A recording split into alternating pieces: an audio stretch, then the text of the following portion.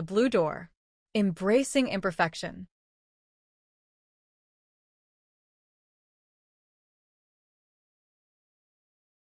In the charming hamlet of Meadowcrest, nestled in a valley where wildflowers danced in the breeze, there stood an ancient stone chapel with a weathered blue door.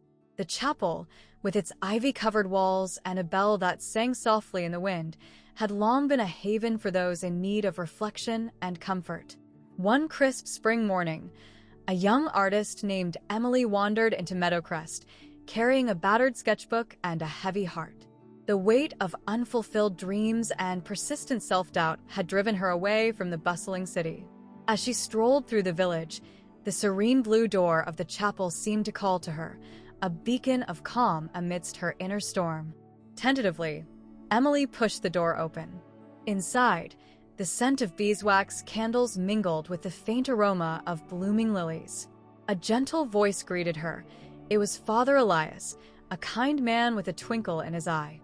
"This is a place where stories unfold," he said, his words both mysterious and inviting.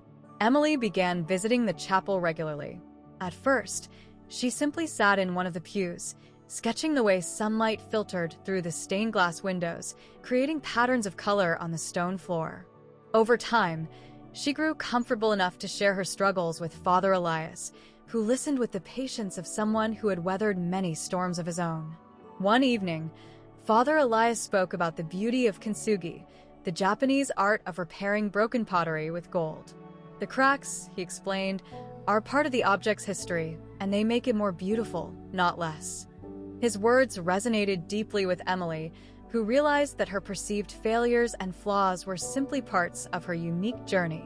That night, Emily stayed in the chapel long after sunset, filling her sketchbook with drawings of broken vases mended with golden seams. With every stroke of her pencil, she felt a sense of release, as if she were mending her own heart. When Emily left the chapel the next morning, the blue door seemed to shine brighter in the early light. For the first time in years, she felt a flicker of hope, as if the village and its chapel had not only welcomed her, but had also set her on a path toward healing and self-acceptance. The little chapel with the blue door had become her sanctuary, a place where she rediscovered the art of seeing beauty in imperfection.